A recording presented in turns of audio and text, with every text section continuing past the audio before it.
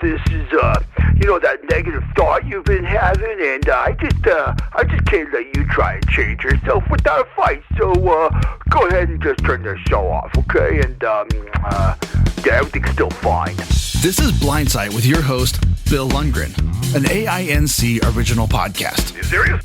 We're not holding back truth. We're here to help you heal and become the best you possible. Here's the chair. Here's the pillow. Here's Bill.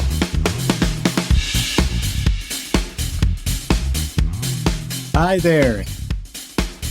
Welcome to Blindsight, which is produced by the Audio Information Network of Colorado.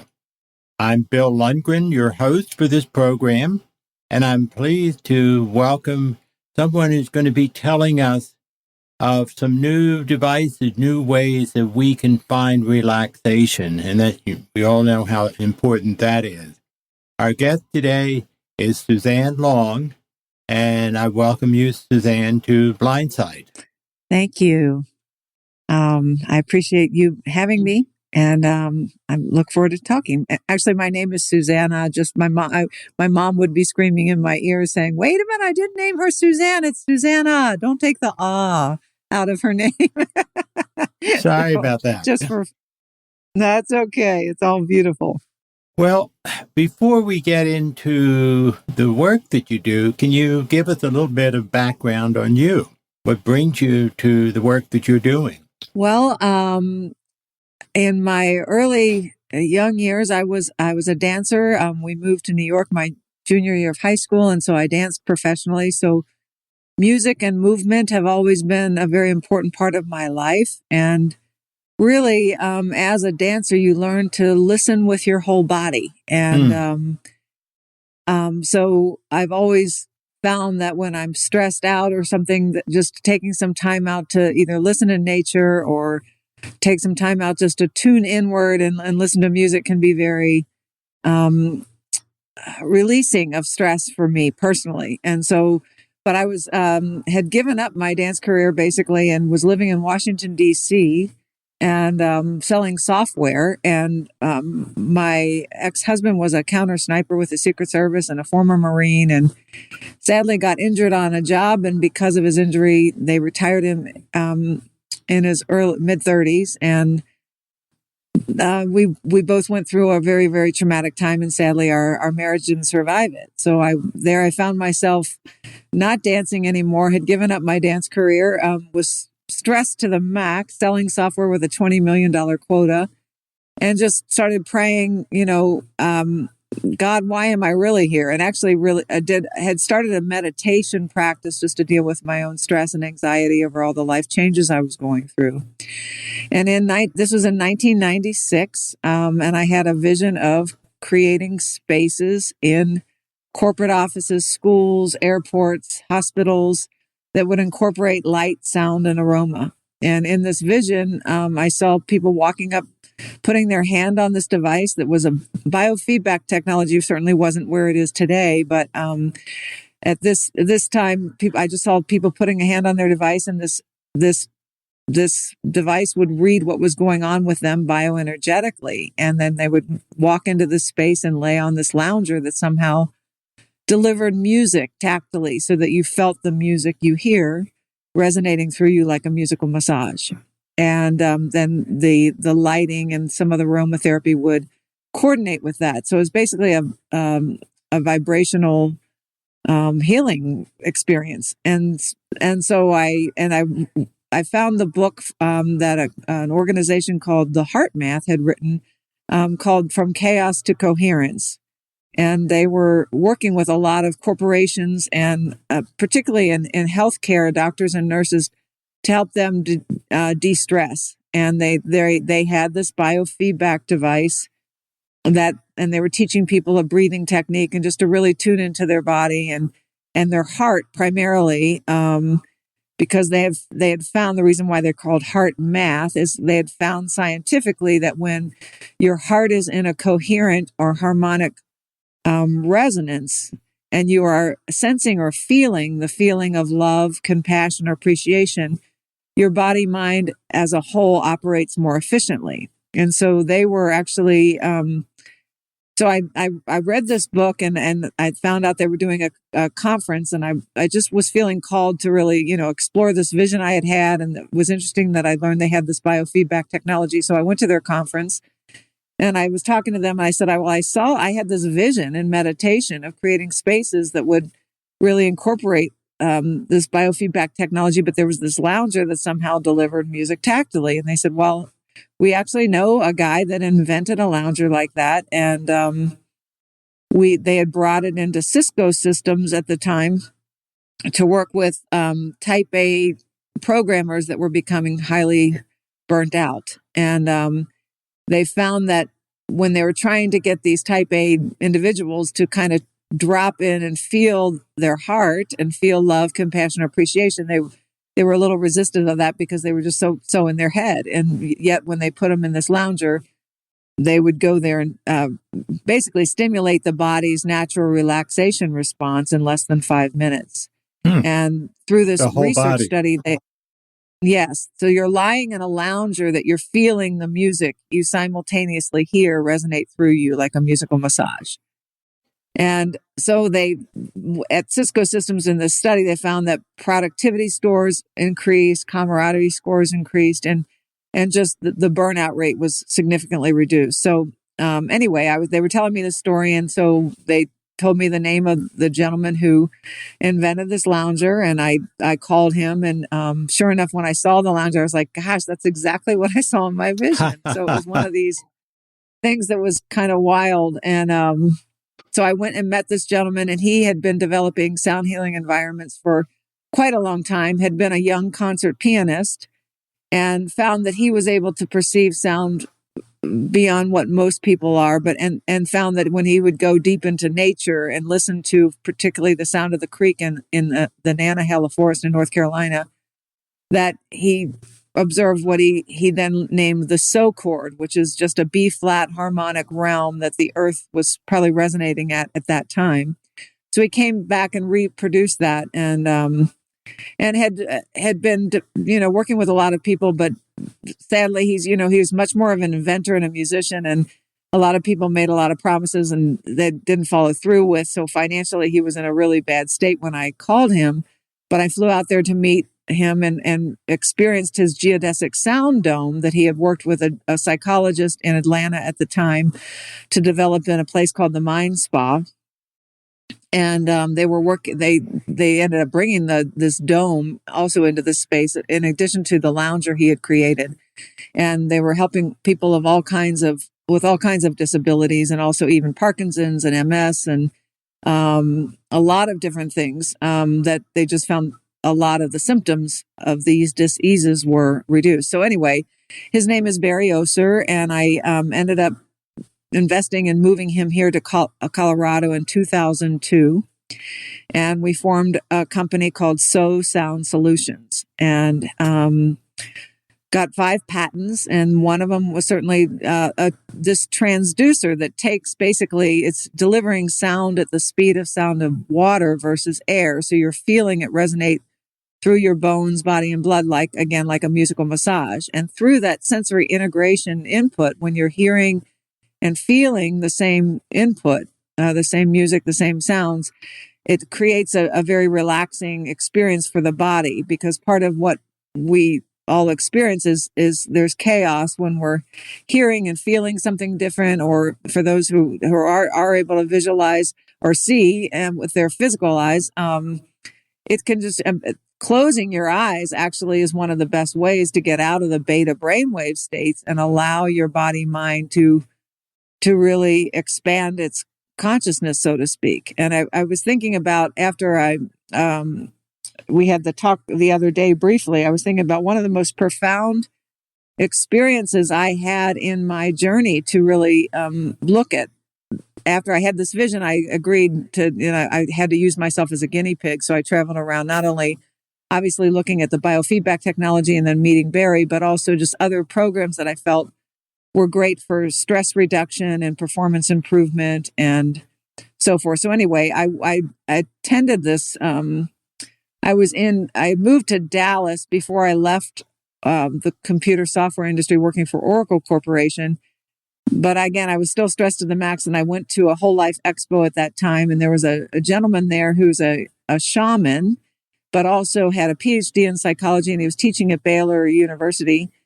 And he had designed this program with another gentleman called trance dancing. And he would in this. So I was fascinated by that just because of my whole dance background. And so I went to the workshop he was doing on certifying people to do this. And at the time, I was still had a $20 million quota, working for Oracle, selling to the aerospace and defense industry. And I've always been a very spiritual person, or very honoring of a higher realm, God, spirit, whatever you choose to call it, that and really listening to that still small voice inside that guides me. But this was a whole nother realm. So I went to this trance dance thing, and what they had us do was blindfold us and do what's known as the Kundalini breath of fire, taking 2 slow inhalations through the nose and exhaling through the mouth. And through that breath, and through the actually taking away of your physical eyesight, they found that people would activate deeper parts of the brain. And in this trance dance experience I did, it was like a 4 or 5, maybe even 7-day experience. I all of a sudden had visions like I've never had in my life. I saw myself dancing in Egypt in past times. I saw myself flying in the rafters of this cathedral. And I saw myself in Tibet these are all different dances, but I saw myself in Tibet trying to get the men to listen to the voices of the children. So it was as real as I see with my physical eyesight. So I was thinking about that after we spoke, and just about that was probably the most transformational experience I ever had, to say, wow, there's so much more to this world than we're able to see or even sense or feel sometimes, unless we allow ourselves to de-stress and really tune into the heart and the coherence of the heart. So my journey has just been really using myself as a guinea pig in exploration, but we formed So Sound Solution, and it's been highly successful. We're working with spas globally and with all kinds of walks of life, actually, but sold that company back in February. And now I'm getting back to the second part of the vision, was creating more of a wellness center to really support community around the healing power of sound and music and storytelling, and really understanding some of the laws, universal laws of resonance, and that how important it is, particularly now more than ever, for us to come together in a heart space to really support each other on our journey and honor each other's unique perspective of the world. And I think sound and music, sometimes is referred to as the language of angels. Right. Mm-hmm. It's a powerful tool, but when you feel it and hear it, it takes it to a whole nother dimension of potential in the body mind. When you're talking about sound, are you talking about Beethoven, the Ninth Symphony, or are you talking about random, I'll call it noise just for to draw a distinction? Is that the sound is not a pattern that is composed, but it's just random sounds or different instruments? What do you mean by sound? So any music or sounds could be used, like through the lounger, for example, but certain music is going to resonate more through the body than others. I see. And also certain frequencies. There's all kinds of research in even frequencies of sound. And there's an organization called the Monroe Institute that actually was the first to come out with what's known as hemisync, which is a synchronized sound that kind of triggers the right and left brain to come into a synchronization, because there's a little space between the sound. So there's so much more to the idea of sound and frequency, but any music can be used through it, but certain music will resonate better. And certainly as a sound healing artist, or a person who is a channel for sacred sound and sacred language, when I'm working with somebody, for example, doing some healing work known as Reiki, a lot of times I'll just channel a sound or bring through a voice that reminds that person of perhaps a childhood experience or something that is interfering with them breathing more completely or causing pain, because the body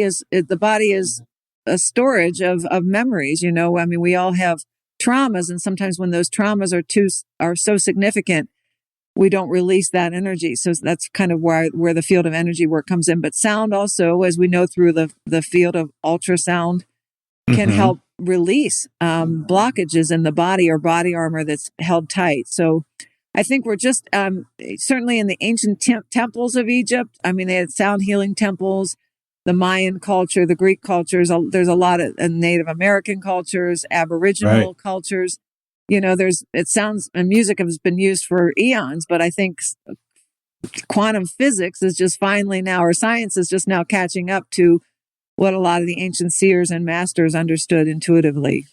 Well, I was thinking, I took my dog for a walk as I normally do in the late morning, and he goes along very, he's a guide dog. He's being very respectful.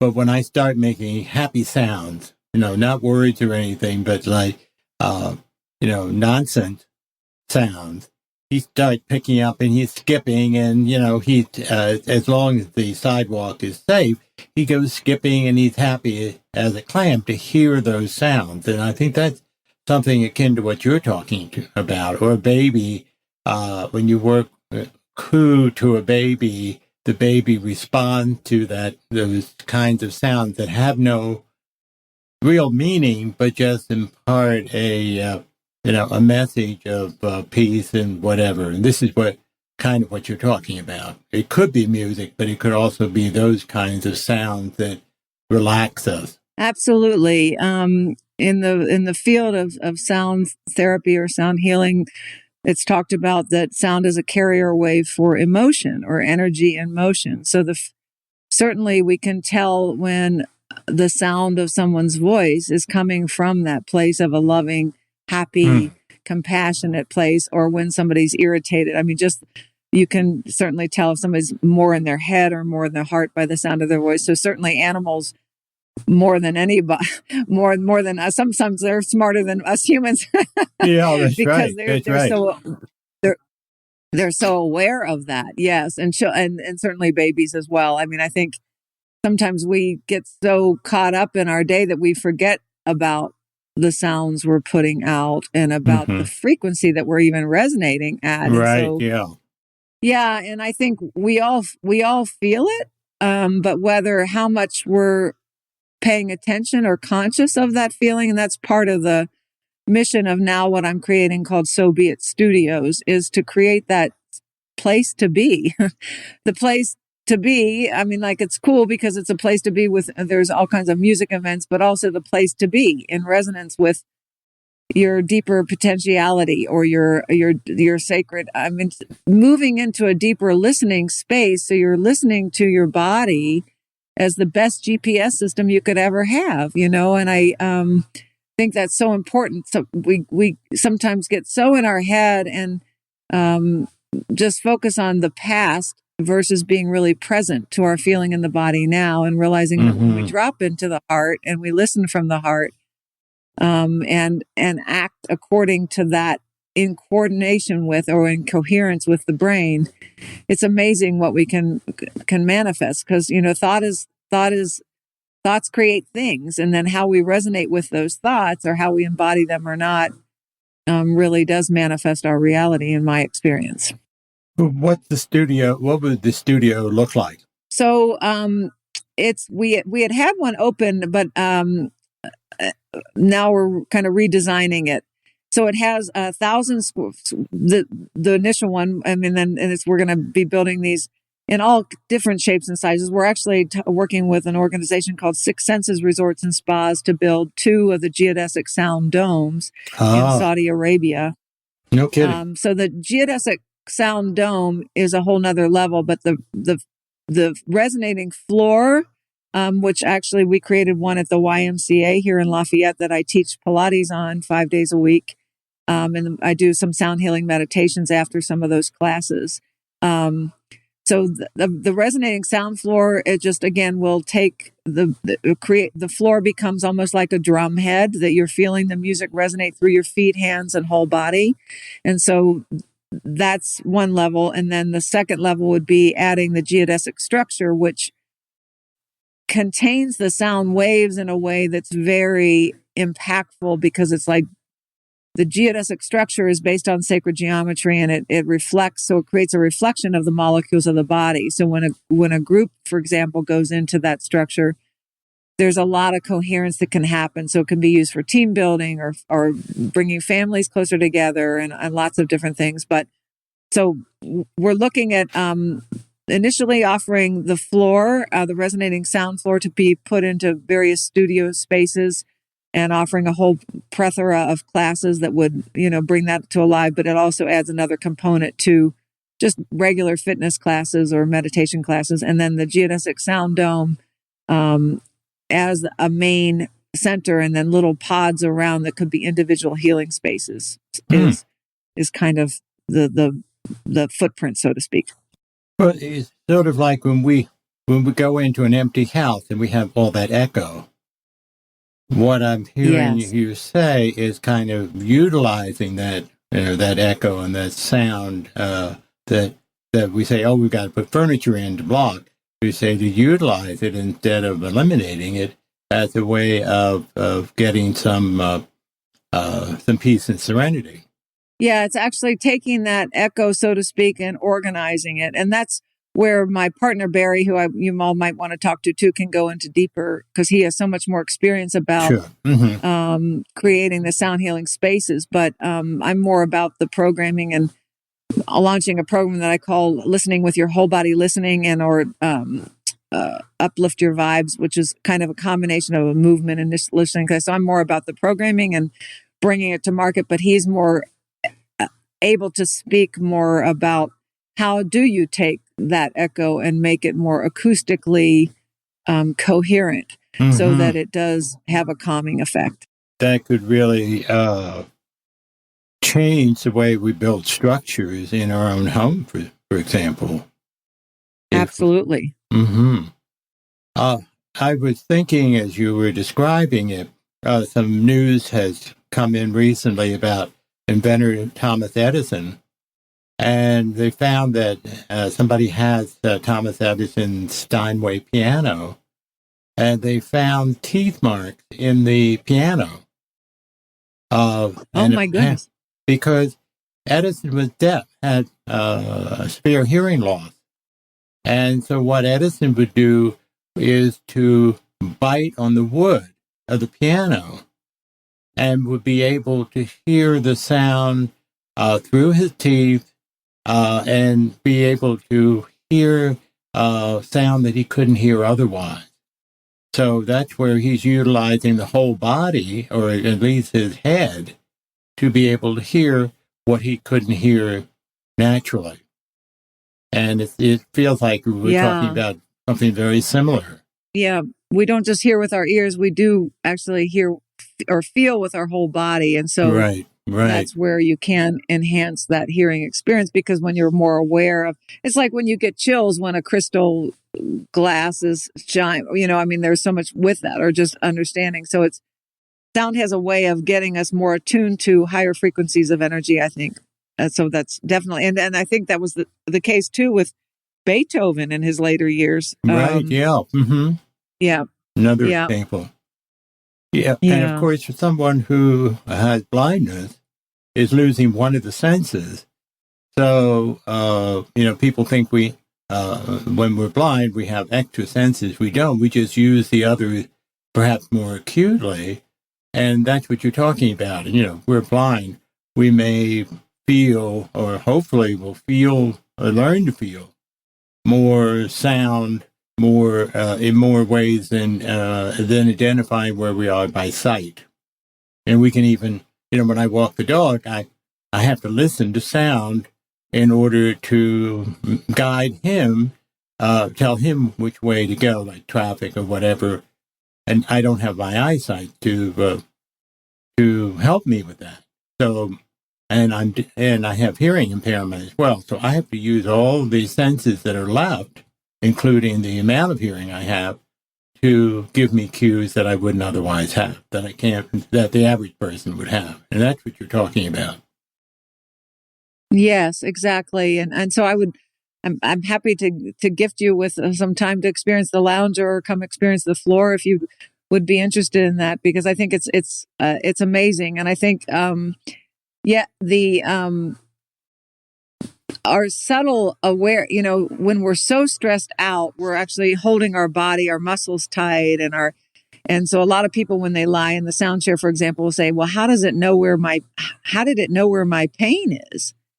And when it's not that it's that intelligent of a system, it's just that the music or the resonance will find the tightness of, it will resonate more where there's tight muscles, and then it will slowly start to unravel that as you breathe more deeply. So I think that's also where the deeper awareness comes in, because if we're out and we're tense, naturally to protect ourselves, or we're in the stress response to protect ourselves. But when we're able to remind the body and kind of how to breathe more deeply and be in a more coherent state of listening from a space of curiosity and not necessarily defensive space, it's amazing how that opens us up, our awareness up. And so I think feeling is healing and feeling is knowing. And I think there's so much more to us coming into that heart coherence as we're moving through this very interesting time in human evolution.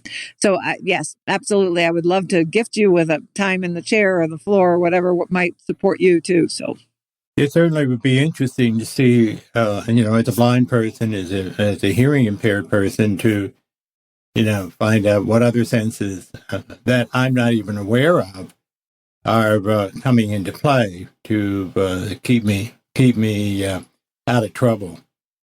Yes. About the only way I can put it, yeah. Or when we walk into a room, people talk about being able to feel, and they're blind, they can feel the dimensions of the room, or at least the shape of the room, and be able to maneuver with sensitivity. That's the kind of thing that you're talking about.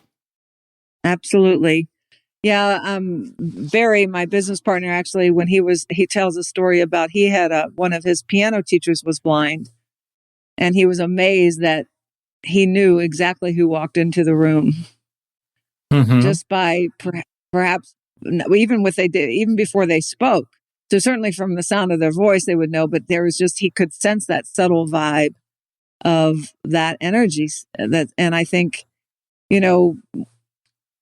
the quantum physics again is proving that everything's based on energetics. So I think the more aware we become aware of the energy we're resonating with, and then how that's being reflected out into the world or back to us, is significant, certainly in how we relate to life itself. Because if we're holding a place of more peaceful resonance and coherent in our body, then we become like a tuning fork for that, and we attract.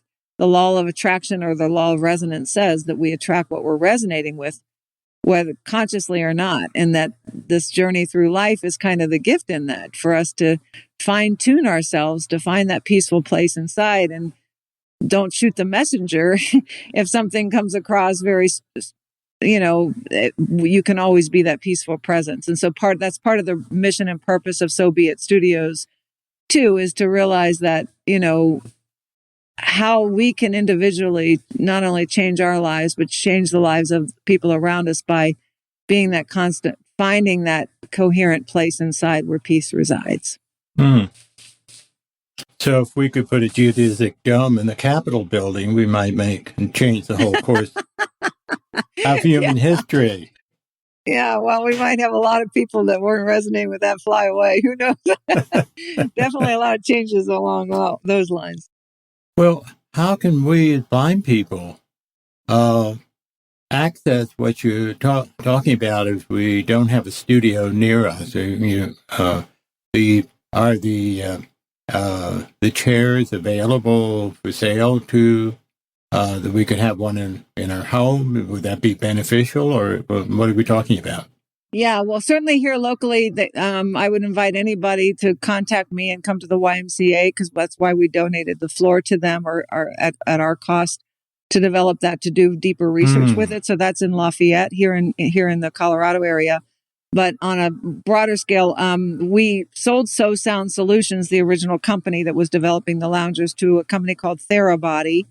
And so they've just designed a lounger that they've come out with that you can certainly buy for your home. We were working with Denver Mattress. We actually sponsored quite a lot of families with children on the spectrum of autism with beds. And we were starting to do a 10-bed hospital study to look at how we could reduce, pain medications and so forth in the hospital. But Denver Mattress is, I'm not sure the status of that, if they're working with Therabody to continue that, because when we sold the company, they kind of went on with it and decided not to work with Barry and I moving forward. Sadly, kind of, but Therabody is definitely moving forward with it. So those products could be purchased on their website. So the sound is, how are you producing the sound? Are there discs or, what, or is that proprietary information? But how does this all happen? So you can plug in an iPhone or an iPad or whatever and use, again, as I said, any music. And then there's a cord that would go into the lounger or the bed or the floor. You can also plug a live instrument into it. And like, for example, if you have a guitarist and you strum the guitar and it's plugged into the chair, the chair becomes, like the guitar itself, or people will even say it's like lying in a cello. Therabody, I know, has come out with an app too that they were actually originally working with Barry, and then they're working with some other artists to develop specific music for it. And that will be something we're doing through the studio. Mm-hmm. Part of my vision is to not only, let it be a recording studio where we also can capture live events and support people that are creating music. And certainly the sound healing artist community, like Tibetan bowls and didgeridoos and drums and all of those kind of native instruments. But also the whole idea of storytelling and capturing live stories, and certainly the bringing community back together, where the children have stories come alive as the elephant thumps across the floor, and hearing the story of the elderly, and kind of the vision of the studio is not just using sound for healing, but the place to give people a voice and give community a voice that can be then captured if somebody wants to then play that later in a chair or their bed or whatever. Mm-hmm. So the bed was very interesting to me, just because I think there's so many people do have trouble sleeping and don't realize how noise impacts them. And so having children's bedtime stories or guided meditations that would resonate through the bed. So all of that we're still kind of working through after the sale, but I feel like the bed is very significant, and the floor is certainly also the place for community. Well, I'm curious, when we talk about stories or even the music, are we talking about it being total loud sound, or are we talking about it just coming from different places in the bed so that we feel it in every part of our body? I have a little trouble in conceptualizing. When we go in nature, sound is coming from everywhere. It's not loud. But I have the vision, particularly in the city, that the sound would have to be kind of loud and wake up the neighbors. Yeah, no, the beautiful thing is it doesn't need to be as loud, because when you're feeling it, it doesn't need to be as loud, because you're augmenting the auditory with the vibration of the body. And so it is like going to a concert without hurting your ears. I mean, it's and then the geodesic sound dome, it definitely again is containing it. So it's a very different experience of how you're listening to music. And some of it can be louder, some of it can be very soft. Like for example, when we had our studio open initially, we would have a harp, a harpist come in and play, plug her harp into the floor as people practice yoga. And it was very soft, but very profoundly. very beautifully profound in the body, because like if you're holding a yoga asana, for example, that's, hard to hold, she would really increase the amount the harp was producing just to help you kind of breathe through that. So there's a lot to that, feeling it. And it is hard to envision if you haven't experienced it, but yeah. So you'll have to come experience it. Yeah. Well, I know one of the hospitals here in Denver had a harpist in the intensive care unit, and she would play out in the hall and play the harp as a way of, and I know some of the people were in the ventilator and were hearing that music. And I wonder, I know some people thought, this is almost like they've gone to heaven and they hear the harpist, but it's actually, I think for some people, very soothing. Yeah, the whole field of music therapy is definitely also growing. And I think, both working with people on listening deeper with their whole body, as well as playing instruments or giving their body a voice, is all part of this growing field. Well, what other options are available to us? What would you say, look, how do we, as a society, as an individual, work on getting some of the peace that we very definitely need? Yeah, well, certainly getting a lounge chair or exploring the bed. And if people have specific questions, I can give my email address if that's helpful.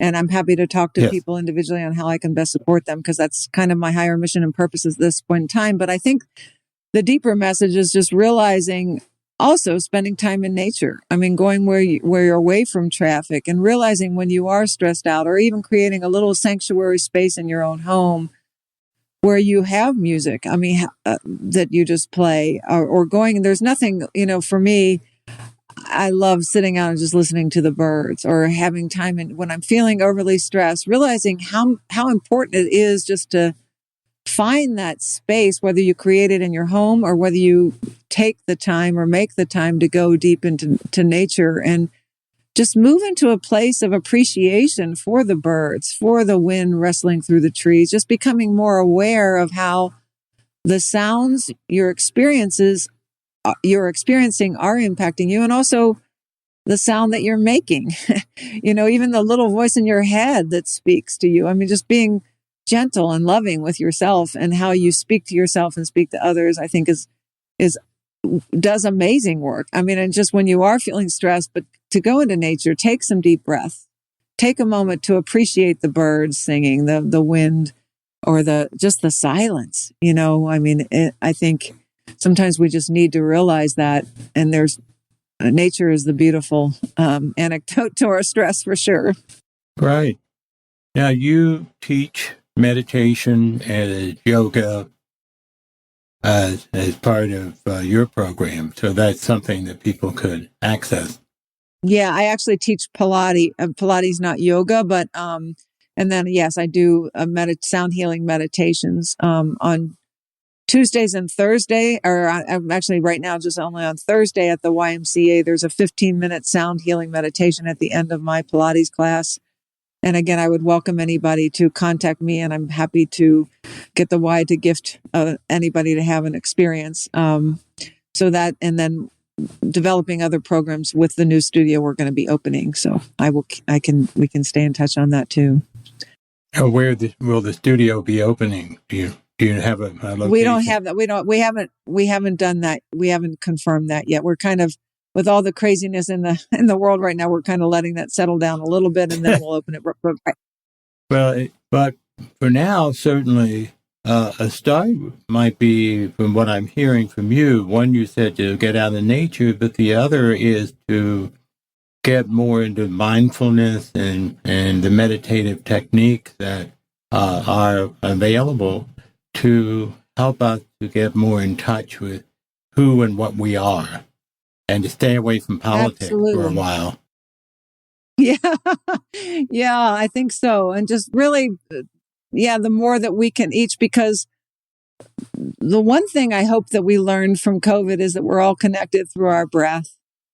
And what we breathe out, we breathe in, be it physically or even emotionally. And so the more we can be that peaceful presence, the more we can let that resonate out from us. And I think that's, yes. And there's a lot on YouTube, for example, there's a lot of sound healing programs and meditations that incorporate what I referred to earlier, known as hemisync, and or what a lot of other people have replicated, known as binaural beat, to stimulate that binaural beat music, or even what they call the solfeggio frequencies, which were actually discovered eons ago, that are specific frequencies that can stimulate, that correlate with different emotions. There's a lot of different controversy about that. But anyway, there's a lot on YouTube just to listen to and find that you can just listen to that are guided meditations and or visualization kind of exercises.